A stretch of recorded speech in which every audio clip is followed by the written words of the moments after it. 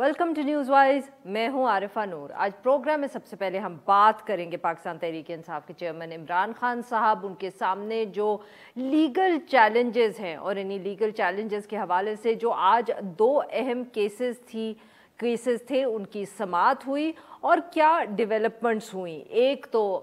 काफ़ी अहम केस रहा इस हवाले से कि उसमें फ़ैसला भी आ गया और इस्लामाबाद हाई कोर्ट ने रिलीफ भी दी है इमरान खान साहब को। ये केस जो था ये इमरान खान साहब ने जो गुज़िश्ता माह F9 पाक में एक तकरीर की थी, जिस तकरीर के दौरान उन्होंने जो पुलिस हुक्काम हैं और एक खातून जज को धमकियां दी थीं अपनी तकरीर में और इस इल्ज़ाम की बुनियाद पर उनके ख़िलाफ़ दहशतगर्दी की जो दफ़ात हैं उनके तहत FIR दर्ज की गई थी।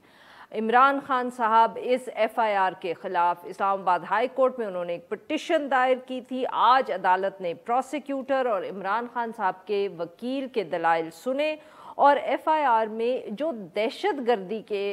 हवाले से दफ़ात थी उनको ख़त्म करने के अहकाम जारी कर दिए। चीफ़ जस्टिस अतर मिनिल्ला साहब जो थे वो ख़ुद उन्होंने ये केस सुना और उन्होंने समाअत के दौरान कहा कि अगर सियासी तकारीर पर इस तरह के पर्चे होने लगे तो एक फ्लड गेट खुल जाएगा।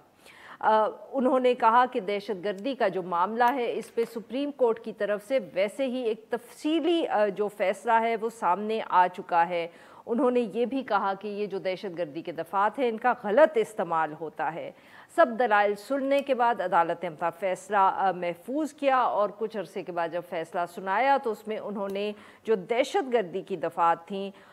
वो निकाल दी और अब जो ये केस है इमरान खान साहब के ख़िलाफ़ ये एक ट्रायल कोर्ट में चलेगा। दूसरी तरफ पंजाब हुकूमत की तरफ से दो नवाज़ लीग के जो सीनियर लीडर्स हैं उनके ऊपर भी इसी तरह की FIRs दर्ज हुई हैं। दहशतगर्दी के इल्ज़ाम में जो वज़ीर दाखिला ने बताया कि मियाँ जावेद लतीफ़ और मरियम औरंगज़ेब साहिबा जो वफाकी वज़ीर इत्तलात है, जावेद लतीफ़ साहब भी एक वफाकी मिनिस्टर हैं,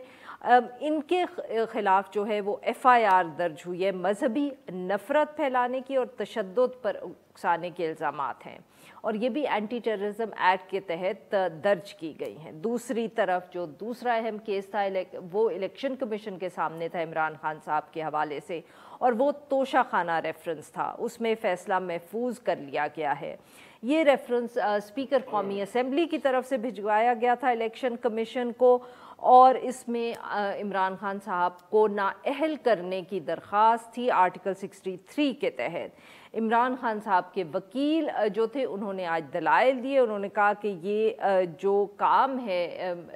इलेक्शन कमीशन का काम नहीं है किसी को डिस्क्वालीफाई करना, रेफरेंस जो है स्पीकर नहीं भेज सकता। इन तमाम कानूनी इश्यूज़ के ऊपर बात करने के लिए आज हमारे साथ मौजूद हैं बैरिस्टर जहांगीर जदून साहब, एडवोकेट जनरल है इस्लामाबाद, और हमारे साथ मौजूद हैं सेनेटर बैरिस्टर अजीज साहब, सीनियर रहनुमाई पाकिस्तान तहरीक इंसाफ और तोशाखाना रेफरेंस में इमरान खान साहब के वकील। Welcome to the show gentleman. जी जदून साहब, सर आपसे गुफ्तगू का आगाज़ करेंगे। सर ये बताएं कि जो ये केस था एंटी टेररिज्म के हवाले से, आप ऑब्वियसली प्रोसिक्यूशन की तो यही कोशिश थी कि ये बन रहा है केस, बट आप लोग जज साहब को कन्विंस नहीं कर पाए, बल्कि उन्होंने ये भी रिमार्क दिया एट सम स्टेज, उन्होंने कहा जी आपने तकरीर के अलावा तो आपके पास कोई एविडेंस ही नहीं है।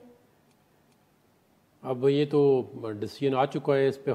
हम यही कमेंट्स कर सकते हैं कि सर पहले केस होता है तो आप कहते हैं सब जुडिस है, उस पे फैसला पे बात नहीं, हम इस पे बात कर सकते हैं ऑफ कोर्स। हाँ तो अब तो बात करें ना अब सर। तो उन्होंने देखे ये या प्रोसिक्यूशन का केस वीक था या मतलब कि केस सिरे से था ही नहीं, तो हम कहें कि प्रोसिक्यूशन की गलती थी। देखने एक तो इसमें थोड़ा पॉलिटिकल इसमें एलिमेंट शामिल है ना। एक तो वो पॉलिटिकल लीडर है, अच्छा, तो वो कहते हैं कि जी पॉलिटिकल लीडर को थोड़ा सा ये है कि अब जितने भी पॉलिटिकल लीडर है ऐसी बातें करेंगे तो फिर सब पे 780 लगेगा। नहीं तो आप ये कहने की कोशिश करें कि केस बिल्कुल ठीक था, वो सिर्फ क्योंकि political leader for my self not for prosecution जब एज ए वकील ना, तो थोड़ा सा मतलब ओवर डूइंग है इसमें। मैंने पहले भी आपको बताया था कि अब देखें ना, जब एक पहले एक जजमेंट भी आ चुकी है PLD 2020 supreme court 61 Ghulam Hussain जो है केस, तो उसकी रोशनी में कोर्ट ने कहा है कि जी 780 का केस ही, लेकिन केस बनता है اب جو اس کے دوسرے سیکشن ہے 188 189 ٹیررزم کا، جیسے انہوں نے کہا یہ ٹیررزم کا جو کیس ہے نا یہ یہاں پہ اس میں یہ ہے نا کہ بعض اوقات کہتے ہیں جی کہ آپ نے اگر ٹیررزم ہے تو عمران خان سے کیا ریکوری کرنی ہے، کوئی خود کچھ جیکٹ ریکور کرنی ہے، کوئی کلاشن کوف ریکور کرنی ہے، کہ سوائے ایک تقریر کے آپ کے پاس اور کچھ ہے ہی نہیں. تو وہ اب دیکھیں نا اب یہ بھی کر رہے ہیں تو پولیٹیکلی ویسے میں نہیں چاہتا کہ پولیٹیکلی ایف آئی آر نہیں ہونی چاہیے. اب دیکھو انہوں نے پنجاب کے اندر مریم اورنگزیب جو ہے وہ فیمیل ہے اور جو منسٹر ہے انفارمیشن کی اس پہ ٹیررزم کا چارج لگا دیا. سر یہ اب آپ کیونکہ کیس خارج ہو گیا تو اس لیے اب آپ یہ نہیں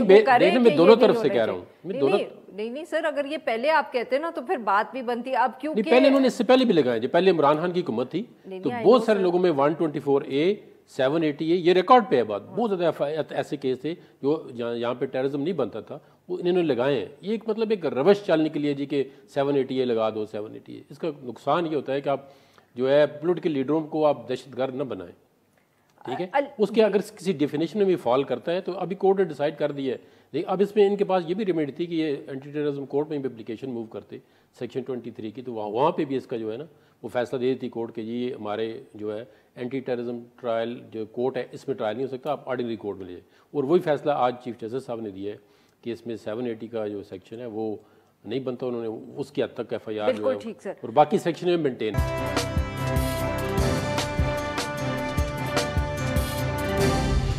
علی ظفر صاحب سر ایک طرف تو پاکستان تحریک انصاف کی اگر ذکر کریں ہم تو وہ ڈیفینڈ کر رہے ہیں خان صاحب کو، وہ کہہ رہے ہیں کہ یہ غلط فیصلہ ہوا، اس فیصلے کو سیلیبریٹ بھی کیا جا رہا ہے. مگر دوسری طرف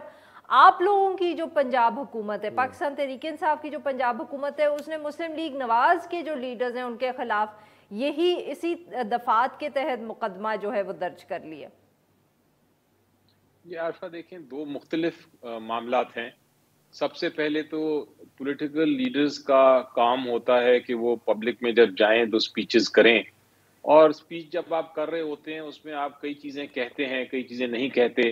کئی ایسے الفاظ استعمال ہوتے ہیں جو شاید ان کو مس انڈرسٹینڈ بھی کیا جا سکتا ہے. نیت کچھ اور ہوتی ہے، الفاظ کچھ اور ہوتے ہیں، اور یہ پاکستان کی تاریخ میں ایسا ہوتا رہا ہے. لیکن کبھی ایسا نہیں ہوا کہ ان سپیچز پہ دوسری پولیٹیکل جو اپوزیشن ہے وہ مقدمات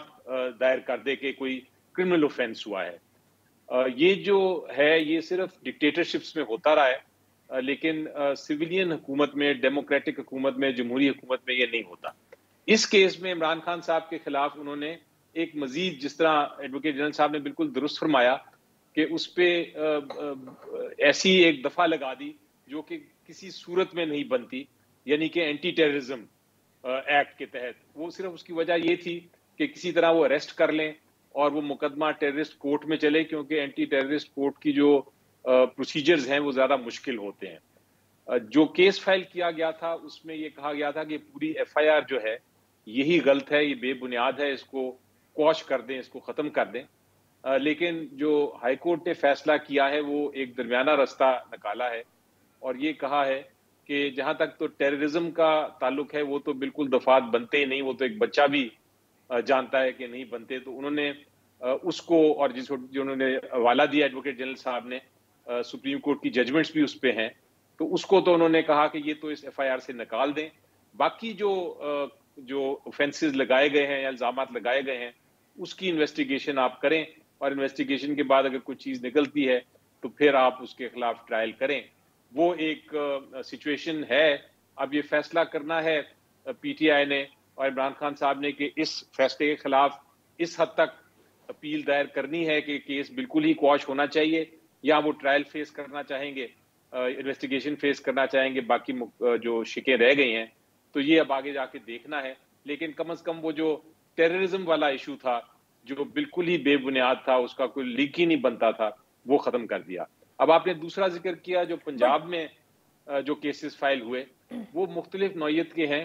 کیونکہ وہ ہے اگر آپ کسی کو انسائٹ کرتے ہیں کہ آپ ایسا کوئی بات کرتے ہیں کہ کوئی کسی کو جا کے نقصان پہنچائے، اس کی ریلیجس سینٹیمنٹس کے بارے میں بات کرنے کے بعد اس پہ کوشش کرتے ہیں کہ دوسرا کوئی پبلک سے اٹھ کے کوئی حملہ کر دے، یہ ایک بہت سیریس اور گریو اوفینس ہے. اور اس قسم کے اوفینس کو آپ ٹیررزم کے مد میں لا سکتے ہیں. تو یہ دو مختلف نوعیت کے کیسز ہیں. نہیں سر، بٹ بالکل دو مختلف نوعیت کے کیسز ہوں گے، بٹ کیا آپ کے ذاتی خیال میں ایز اے لیگل ایکسپرٹ کیا مریم اورنگزیب صاحبہ یا جاوید لطیف صاحب پہ ٹیررزم کا کیس بننا چاہیے؟ جی میں عارفہ اس پہ کامنٹ شاید اس لیے نہ کر سکوں کیونکہ مجھے نہیں پتا کہ ایف آئی آر میں کیا لکھا ہے اور ایف آئی آر میں کیا ہے، لیکن یہ ضرور ہے، یہ پوری دنیا میں ہے کہ اگر آپ کوئی ہیٹ سپیچ یا کوئی کسی کو ٹیررزم کی طرف سر کیا ہیٹ سپیچ کو کسی اور قانون کے تحت جو ہے ایف آئی آر درج نہیں ہو سکتی؟ Is terrorism act the only law under which hate speech can be targeted? نہیں دیکھیں، اگر تو ہیٹ سپیچ صرف ہیٹ سپیچ کی تک ہے پھر تو ڈیفرنٹ معاملہ ہے، لیکن اگر ہیٹ سپیچ کسی ٹیررسٹ ایکٹیویٹی کی طرف رجحان لے جا رہی ہے لوگوں کا، یا ٹیررسٹ ایکٹیویٹی کی طرف ان کو پرسویٹ کر رہی ہے کہ وہ ٹیررسٹ ایکٹیویٹی کریں، تو پھر وہ اینٹی ٹیررزم کے قانون میں آ جائے گی۔ اس لیے وہ ایف آئی آر میں دیکھنا ہے کہ الزام کیا لگایا ہے، کیا الزام یہ ہے کہ وہ انسائٹ کر رہے ہیں، اگر وہ انسائٹ کر رہے ہیں مثلا میں اگر کوئی شخص کہتا ہے کسی بھی آرگنائزیشن کو کہ جناب اس جگہ جا کے تو آپ اس شخص کے اوپر بم بلاسٹ کر دیں، یا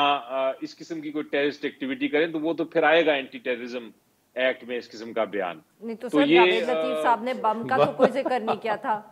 یہی تو ایشو ہے نا سر۔ انہوں نے بہت ایک نامعقول، ہاں انہوں نے بہت ایک نامعقول تقریر کی تھی، مگر انہوں نے بم شام یا ہاں تو جی، لیکن میں اگر کوئی ایگزامپل دیا، اس کا ایک اور ایگزامپل بھی ہو سکتا ہے کہ میں کسی کو کہوں یا کوئی شخص کسی ایک کراؤڈ کو کہتا ہے، ایک ہجوم کو کہتا ہے کہ جناب اس شخص نے یہ فلاں کام کیا ہے جو کہ ہمارے دین کے خلاف ہے، اور آپ اس کے خلاف جا کے تو ایکشن لیں، تو یہ ایک ٹیررسٹ ایکٹیویٹی میں وہ آ جاتا ہے اور اینٹی ٹیررزم کیس بنتا ہے اگر یہ نوعیت کا کیس۔ سر اگر آپ اجازت دیں تو میں جہانگیر صاحب سے بھی ویو لوں۔ جہانگیر صاحب ڈسٹنکشن کر رہے ہیں علی ظفر صاحب، کیا آپ ان سے اتفاق کریں گے؟ پہلی بات تو علی ظفر صاحب خود کہہ رہے ہیں کہ میں نے ایف آئی آر نہیں پڑھی ہے، تو ان کو کانٹینٹس کا یاد نہیں پتہ ہے۔ اب دیکھیں نا، یہ کوئی ریلیجس لیڈر تو ہے نہیں ہے، یا کوئی یہاں پہ یہ شیعہ سنی فسادات تو نہیں کرانا چاہتے، تو وہ اسی ججمنٹ کے اندر بھی یہ لکھا ہوا تھا کہ جب تک آپ کے پاس ایک جس طرح گروپس ہوتے ہیں نا، ریلیجس گروپ جو انسائٹ کرتے ہیں یا آپ کرپشن کو لے جائیں، تقریر تو نامعقول تھی۔ ہاں نہیں، تقریر کے حد تک تب کو دوسرے افینس لگا سکتے ہیں، جس طرح میں ویسے آپ سے آپ کا ذاتی ویو پوچھوں، تقریر تو نامعقول تھی، دیکھیں ان کو نہیں ایسے تقریر کرنا کوئی بھی، چاہیے، دیکھیں اور پی کوئی ٹی بھی وی بندہ کے ہو، اوپر ایئر ہوئی تھی۔ دیکھیں کوئی بھی بندہ ہو، کوئی بھی تقریر کرتا ہے، اور خاص کر جو پولیٹیکل لیڈر ہیں ان کو سوچ سمجھ کے بات کرنی چاہیے، جو بھی ہو چاہے عمران خان ہو۔ نہیں آپ مطلب کہ عمران خان صاحب کی جو تقریر ہے اس کو آپ جاوید لطیف صاحب کی تقریر سے میں ملا نہیں رہا ہوں، میں نہیں کہتا ہوں۔ دیکھو اگر کوئی ایسے، دیکھو نا، آپ سوسائٹی کے اندر رہ رہے ہیں، آپ ایک پولیٹیکل لیڈر ہیں یا ایک ایم این اے ہے، تو you are leading lot of peoples, representation ہے آپ کے پیچھے لوگوں کے۔ جاوید لطیف صاحب تو منسٹر بھی ہیں، اب دیکھیں اب اگر انہوں نے کوئی ایسی جو الفاظ آپ کہہ رہی ہیں دیکھے ہوں گے، میں نے پورے وہ ان کے الفاظ تقریر سنی نہیں ہے ویسے ٹی وی پہ، اب جو ایف آئی آر کے اندر ہے، تو اس طرح نہیں ہوتا کہ آپ کسی کو انسائٹمنٹ، یہ عمران خان پہ بھی اس لیے 780 لگاتا ہے کہ آپ لوگوں کو انسائٹ کر رہے ہو کہ میں آپ کو چھوڑوں گا نہیں، یہ نہیں کیونکہ فالوور ہیں، میں آپ کو چھوڑوں گا نہیں۔ اور کسی کے اوپر جس قسم کے الزامات جاوید لطیف صاحب نے لگائے، سر ان میں آپ فرق تو کریں، آپ کیسے فرق نہیں کر سکتے؟ میں کہہ رہا ہوں کہ جاوید لطیف صاحب کی میں تقریر خود نہیں سنی، وہ ساری جیسے علی ظفر صاحب نے ایف آئی آر نہیں پڑھی، اس طرح آپ نے میں نے نہیں سنی، لیکن انہوں نے کوئی ایسی کر باتیں کی ہیں جو کسی توہین مذہب میں آتی ہیں یا کسی مذہب کو کنڈیم کر رہے ہیں، تو اس کے لیے پی پی سی کے اندر بے شمار سیکشنیں ہیں، وہ اس پہ ایف آئی آر پہلے بھی ان پہ ایک مقدمہ بنا تھا جاوید لطیف صاحب پہ، تو ان پہ، لیکن دہشت گردی کا مریم اورنگزیب پہ آپ نے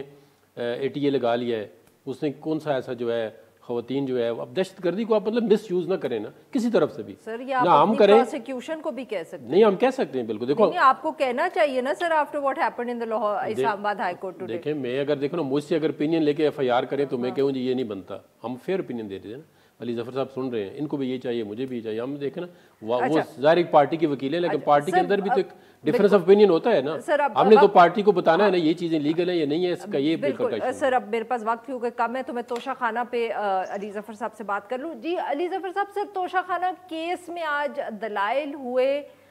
obviously آپ لگ رہا تھا کہ الیکشن کمیشن جو ہے یا جو ان کا وہ صرف موقف دوسری طرف کا ہے وہ یہی تھا کہ ایسٹس میں ڈکلیئر نہیں کیا خان صاحب نے. تاریخوں کے اوپر کوئی سر ایشو ہے, کنفیوژن ہے, کیا ہے؟ انہوں نے آپ سے شاید یہ بھی سوال پوچھا سر کہ آپ بتائیں کہ یہ پیسے کہاں سے آئے, جس پہ آپ نے کہا کہ یہ وہ پوچھ نہیں سکتے. جی, اس میں کوئی کنفیوژن نہیں ہے. جو الزام لگایا تھا اسپیکر صاحب نے اور جس کی ریفرنس بھیجی تھی وہ یہ تھا کہ عمران خان صاحب نے جو گفٹس توشہ خانہ سے خریدے ان کے نمبر 1 پیسے نہیں دیے, اور دوسرا یہ کہ ان کو نہ اپنے ٹیکس ریٹرنز میں ڈکلیئر کیا ان ایسٹس کو یا ان گفٹس کو جو انہوں نے خریدے, نہ ہی انہوں نے جو اسٹیٹمنٹ دیتے ہیں اثاثوں کی الیکشن کمیشن کو اس میں ڈکلیئر کیے. اس لیے ان کے خلاف آرٹیکل 62(1)F یعنی جس میں یہ کہا گیا ہے کہ آپ آنیسٹ اینڈ امین نہیں, آپ صادق اور امین نہیں رہے, آپ ایماندار نہیں رہے, اس لیے وہ آپ ڈسکوالیفائی ہو جاتے ہیں, وہ ان کے اوپر وہ لاگو ہوتا ہے اور الیکشن کمیشن آف پاکستان کو ان کو ڈسکوالیفائی کر دینا چاہیے. تو سب سے پہلے تو عدالت الیکشن کمیشن آف پاکستان کو یہ دکھایا گیا کہ جو خریداری کی تھی اس کے چلان باقاعدہ جمع کرائے تھے بینک کے اندر اور حکومت کے اکاؤنٹ میں, تو وہ سارے چلان جو پورے ایلیگیشن جو الزام تھا وہ تو 1 سال کا تھا, ہم نے پورے 4 سال کے جو گفٹس تھے یا چلانس تھے وہ جمع کرا دیے. دوسرا سوال یہ تھا ان کا کہ انکم ٹیکس میں آپ نے ڈکلیئر نہیں کیے, تو انکم ٹیکس میں ان کی خریداری بھی دکھائی ہم نے کہ اس کے ڈاکیومنٹس بھی دیے کہ خریداری جو کی تھی وہ بھی ڈکلیئر ہوئی تھی, جو گفٹ ہمارے پاس رہ گئے تھے وہ بھی ڈکلیئر کیے تھے, جو گفٹ بیچ دیے گئے تھے وہ ان کو بھی ڈکلیئر کیا گیا تھا, ان کی جو سیل کی پروسیز جو تھیں جو بینک اکاؤنٹ میں آئی تھیں ان کو بھی ڈکلیئر کیا گیا تھا, اور ان کی سیل کے اوپر ان کی جو ان کو فروخت کیا تھا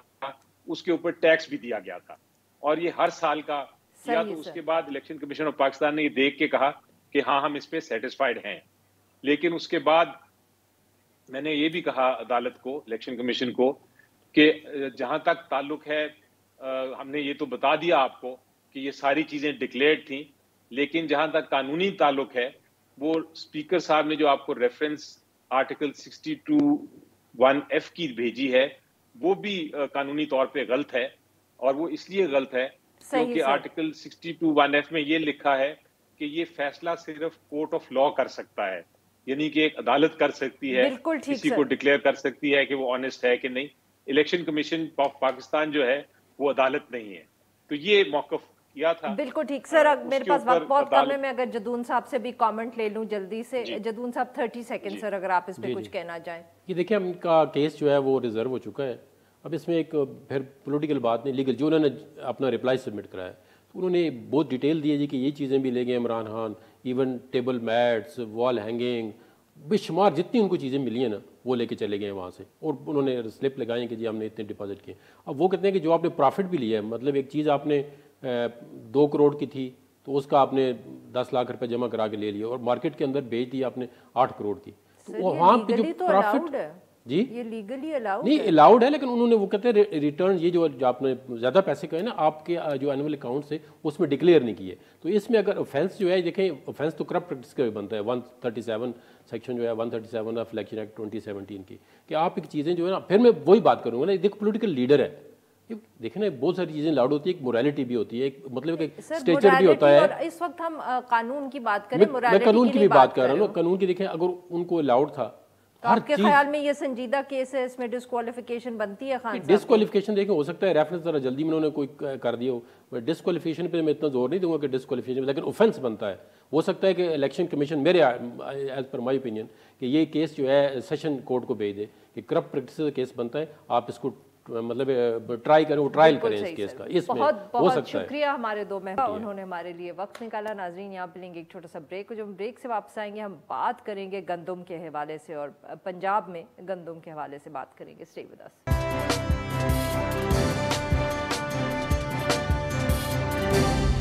ویلکم بیک. پروگرام کے اس حصے میں ہم ذکر کریں گے پنجاب میں سیلابی صورتحال کے بعد جو آٹے کی ایک قلت سامنے آئی ہے, اور اس کے ساتھ ساتھ कीमतें भी बढ़ती हुई नज़र आ रही हैं। मीडिया रिपोर्ट्स के मुताबिक जो ये हालिया सैलाब आया, इसके बाद पंजाब के पास जो 3 लाख के करीब गंदम के स्टॉक्स थे या एक्सपेक्टेड थे, उनका नुकसान हुआ है। राजनपुर और जनूबी पंजाब में जो सैलाब की सूरत हाल बनी, उसके बाद ये गंदम जो है ज़ाया हो गई। अब ये कहा जा रहा है कि पंजाब हुकूमत को जो अमूमन 16,000 के करीब 16,100 टन की उनकी ज़रूरत होती है, वो अब बढ़कर 25,000 टन हो गई है। और इसीलिए पंजाब हुकूमत ने वफाक से भी ये रिक्वेस्ट की है कि उनको 1 मिलियन टन गंदम जो है वो दरामद करनी दी जाए। इसके साथ साथ आटे की किल्लत की जो ख़बरें हैं वो मुल्क भर से आ रही हैं और कीमत भी जो है वो बढ़ती हुई नज़र आ रही है। इस सारे मौजू पे बात करने के लिए आज हमारे साथ मौजूद हैं हयात भंडारा साहब, माहिर अजनास हैं और माफ़ करिएगा काश्तकार हैं। Welcome to the show Aamir साहब। जी सर, क्या वजह है जो इतनी कीमतें भी हमें बढ़ती हुई नज़र आ रही हैं? क्या सचमुच इशू सिर्फ ये है कि जो क्रॉप्स है वो डिस्ट्रॉय हुए हैं, कोई स्टॉक्स जो रखे हुए थे उनको भी नुकसान पहुंचा है, या यहाँ वही जो हम हर दफ़े बात करते हैं कि होर्डिंग शुरू हो जाती है, लोग एक नाजुक वक्त में फ़ायदा उठाते हैं और उसकी वजह से भी कीमत ऊपर जा रही है? बहुत शुक्रिया आरफा, आपने बड़े अहम और बड़े टाइमली इस मौजू पर डिस्कस किया है। देखिए, एक बात तो साफ नज़र आ रही है कि पाकिस्तान में जो फ्लड्स और रेन्स की सूरत हाल थी उससे बहुत ज़्यादा नुकसान हुआ है। लेकिन यहाँ पे बिल्कुल हम ये कह सकते हैं कि कुछ हद तक नुकसान मौसमियाती तब्दीली के जो ये हम इम्पैक्ट झेल रहे हैं पाकिस्तान में ज़राअत के ऊपर, उसमें भी शामिल है। लेकिन आप देखें कि सिर्फ एक हफ्ता पहले जो है वो गंदम मंडियों में 2700, 2800 रुपये, 2500 रुपये बिक रही थी। लेकिन अभी ऐसा फ्लड्स आए हुए तो काफ़ी दिन हो गए हैं, लेकिन अभी ऐसा क्या इमीडिएटली हो गया है कि पंजाब में, सिंध में तो चलो समझ आती है कि पास्को के भी ज़खायर जो है वो फ्लड्स की नज़र हो गए, बलूचिस्तान में भी, और साउथ पंजाब के जो चंद एक अजला है वहाँ पे भी हुए। लेकिन जो बाकी पंजाब का एरिया है जहाँ पे जो रिजर्व्स पड़े हुए थे, वहाँ पे ऐसा क्या प्रॉब्लम हो गया जिसकी वजह से जो ये गंदम का बहरान एक पैदा हो गया है। और फिर जो हमारा कोऑर्डिनेशन है जो फेडरल और जो प्रोविंशियल गवर्नमेंट्स का, वो इन सारे मामलात के अंदर नज़र नहीं आ रहा। सिंध में आप देखें उनकी जो मिनिमम सपोर्ट प्राइस है वो 4,000 हो गई है। पंजाब में जो मिनिमम सपोर्ट प्राइस है उसको 3,000 रुपये का प्रपोज किया जा रहा है। तो इस सूरत हाल में मेरे ख्याल के मुताबिक फ्लड से ज़्यादा जो हमारी लोकल गवर्नेंस है जो अनफॉर्चुनेटली अवेलेबल नहीं है, लोकल एडमिनिस्ट्रेशन जो है उसका रोल ज़्यादा बनता है, जो प्राइस कंट्रोल मजिस्ट्रेट्स हैं उनका रोल ज़्यादा बनता है। और फिर ये देखना पड़ेगा कि क्या गवर्नमेंट के जो कोटा सिस्टम है फ्लोर मिल्स को, वो कितना उनको रिलीज किया जा रहा है, क्योंकि ओपन मार्केट में तो कीमतें पिछले एक हफ्ते के दौरान बढ़ी हैं। उससे पहले तो इतना ज़्यादा कुछ नज़र नहीं आ रहा था कि इतनी ज़्यादा डिमांड बढ़ेगी या इतनी ज़्यादा सप्लाई की शॉर्टेज हो जाएगी कि इतना जो है वो प्राइस स्काई रॉकेटिंग हो जाएगी पंजाब के अंदर। नहीं आमिर साहब, सर ये बताइएगा कि ये जो सपोर्ट प्राइस में फ़र्क है, जैसे जो सूबों के दरमियान फ़र्क है, सर ये तो नया नहीं है। हम ये कह सकते हैं कि ये तो काफ़ी अरसे से, ख़ास तौर पे जब फेडरल गवर्नमेंट पाकिस्तान तहरीक-ए-इंसाफ की थी और सिंध में पाकिस्तान पीपल्स पार्टी की थी, तो ये इस तरह के मसाइल तो सर तब से चल रहे हैं। ये आपकी दुरुस्त बात है, लेकिन जिस मौजू की जानिब मैं बात करना चाह रहा हूँ, हमने आपके प्रोग्राम्स में कई दफ़ा ये बात की है कि हम जो मिनिमम सपोर्ट प्राइस है उसकी अनाउंसमेंट, नॉर्मली पाकिस्तान में ये बड़ा गलत ट्रेडिशन रहा है कि हम जो है वो उस वक्त अनाउंस करते थे जब हार्वेस्टिंग का टाइम होता था। आप पिछली देख लें, जो 2200 रुपये गंदम की प्राइस की गई वो मार्च के अंदर की गई। और एक आरफा एक बड़ा इशू है हमारे पाकिस्तान की ज़राअत के अंदर कि हमारे पास डेटा एक्यूरेट अवेलेबल नहीं है। आप पिछले 4-5 साल का रिकॉर्ड देख लें, हर दफ़ा हमें यही बताया जाता है कि हमारी गंदम जो है वो रिकॉर्ड पैदावार होगी और हम अपनी जो डिमांड है उसको मीट कर लेंगे। लेकिन अनफॉर्चुनेटली हर दफ़ा हमें जो है वो बाहर से इंपोर्ट करनी पड़ती है गंदम, हमारी अपनी एग्रीकल्चर जो काविशों के बावजूद। لیکن آپ کی بات درست ہے کہ اس طرح کی صورتحال ہوتی ہے ہر لیول کے اوپر، لیکن اس دفعہ تو جو فیڈرل گورنمنٹ ہے اور پروونشل گورنمنٹ سندھ کی ہے وہ کولیشن کے اندر بیٹھے ہوئے ہیں. پنجاب گورنمنٹ کا فرق ہے جس نے 1000 روپے اس سے بھی کم ریٹ اناؤنس کیا ہے. تو اس وقت ہم نے اس وقت ریٹ کو اناؤنس کر دیا ہے، سپورٹ پرائس کو جو پرپوز کرنے کی کوشش کی جا رہی ہے، وہ ابھی گندم کی سوئنگ کا ٹائم ہی نہیں آیا. اور سندھ میں حالات اب یہ ہے کہ آپ دیکھیں وہاں پہ ابھی تک پانی نہیں سوکھا، اور انفارچونیٹلی ابھی تک یہ بھی اندازہ نہیں ہے کہ ہم جو ہے وہ گندم وہاں پہ کاشت کر بھی پائیں گے یا نہیں. پنجاب کی جو صورتحال ہے پنجاب میں، عامر صاحب معاف کریے گا آپ کی بات یہاں کاٹ رہی ہوں، تو آپ یہ بیسکلی کہہ رہے ہیں کہ جو سیلاب کی صورتحال کی وجہ سے گندم پر فرق پڑے گا اور اس کی قیمت پہ ہمیں فرق پڑے گا، وہ کیا ہم آنے والے دنوں میں دیکھیں گے؟ جی ایگزیکٹلی، اسے ہمیں آنے والے دنوں میں ہی دیکھنا چاہیے، کیونکہ جو گورنمنٹ کے پاس ریزرو موجود ہیں وہ بھی ابھی موجود ہیں، اور انہوں نے امپورٹس کے بھی آرڈر دیے ہیں جس سے کچھ جو گندم ہے وہ پہنچ بھی چکی ہے. یہ جو ابھی کا جو معاملہ اور جو مسئلہ نظر آ رہا ہے وہ پنجاب کے اندر لوکل سطح کے اوپر ہے، کیونکہ فارمرز کے پاس سے گندم تو 2200 روپے میں لے لی گئی تھی، اس کے بعد ریٹس انکریز کر گئے. ابھی اب دیکھیں جو گندم کا آپ کے جو ڈیویسٹیٹڈ ایریاز ہیں وہ تو صرف ساؤتھ پنجاب کے چند ایریاز ہیں، اور وہاں پہ مجھے نہیں لگتا کہ کوئی اتنے بڑے گورنمنٹ کے ریزروائرز ہوں گے جو گندم کے جہاں پہ رکھی گئی ہوگی جو تباہ ہو گئے. زیادہ تو ہمارا پنجاب کا ایریا سیف ہے. اور یہ جو پرائسز ہے میں دوبارہ یہ کہنا چاہوں گا کہ یہ تو پچھلے ایک ہفتے کے اندر جو ہے وہ زیادہ تر بڑھی ہیں. اس سے پہلے تو ریٹس جو ہے وہ 25 سے 2700 روپے کے درمیان سیل آؤٹ ہو رہی تھی گندم. صحیح، بہت بہت شکریہ سر، آپ ہمارے ساتھ بات کی. ناظرین یہاں پہ لیں گے ایک چھوٹا سا بریک.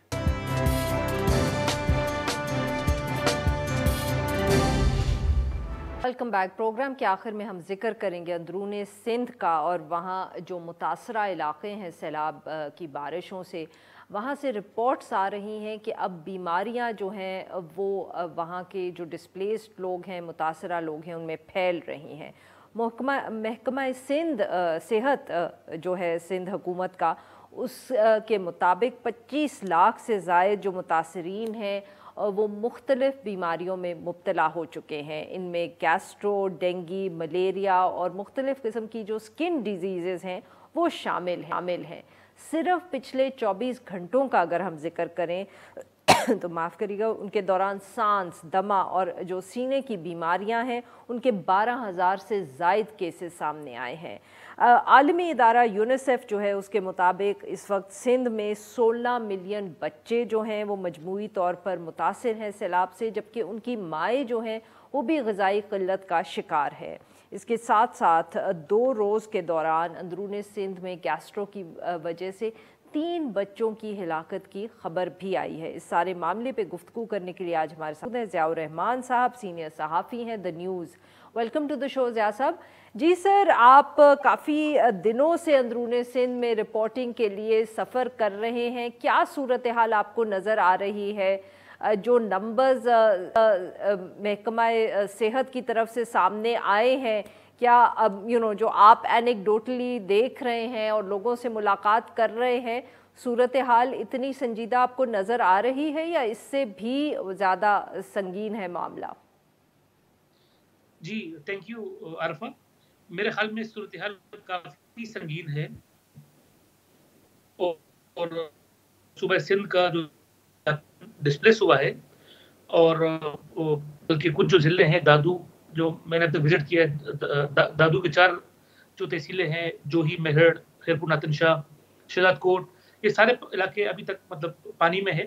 اور جس کی وجہ سے ہوا یہ کہ جو پانی ٹھہرا ہوا ہے، اور چونکہ سیلاب کا پانی ہے اور گندا پانی ہے، اس کی وجہ سے کافی جو مرض ہے وہ بڑے ابھر رہے ہیں. مچھر بہت زیادہ ہے، اور کوئی بہت عجیب قسم کے اور بڑے سائز کے بہت زیادہ مچھر ہے، جس کی وجہ سے ملیریا کا بہت زیادہ وہ ہو رہا ہے. کل ہمیں فیلڈ میں معلوم ہوا کہ میرپور ماتیلو میں کوئی 48 گھنٹوں کے اندر 12 بچے انتقال کر گئے ہیں جو میل نیوٹریشن کا شکار تھے. اسپتالوں پہ بہت بڑا رش ہے. لوگ چونکہ زیادہ تر لوگ ٹینٹوں میں رہ رہے ہیں، اور ٹینٹوں کے اندر بھی بڑا مسئلہ یہ کہ ایک تو بڑے مچھر کھلے عام ہوتے ہیں، شام کے واقعات بڑھ رہے، شام کے کاٹنے کے کافی بڑے یہ. تو میں ہم نے ایک کمپلیٹلی ایک بڑا ہی ایک انسانی المیہ ہے، اور میرے خیال میں جو نمبر گورنمنٹ بتا رہی ہے نمبر اس سے زیادہ ہوں گے، کیونکہ دور دراز علاقوں میں تو لوگ کوئی جا نہیں رہا ہے، نہ کوئی لوکل این جی اوز جا رہی ہے، نہ کوئی گورنمنٹ جا رہی ہے، تو ہمارے پاس وہ نمبر آ نہیں رہا ہے. تو میرے خیال میں صورتحال بہت سنگین ہے. اور جہاں صاحب یہ بتائیے گا کہ آبویسلی شروع میں یہ ذکر ہو رہا تھا کہ کیونکہ ساری سڑکیں جو ہیں ان پر بھی پانی کھڑا ہے، اس لیے ریلیف پہنچانا بھی بہت مشکل ہے، تو کیا میڈیکل کیمپس بھی اتنے اسٹیبلش نہیں ہو رہے، چاہے وہ سرکاری میڈیکل کیمپس ہوں یا پرائیویٹ آرگنائزیشنز ہوں، چیریٹی آرگنائزیشنز ہوں، کیا کوئی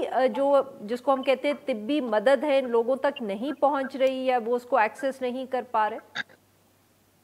میرے خیال میں یہ جو لیول ہے ڈیوسٹیشن کا، تباہی کا اور ڈسپلیسمنٹ کا اور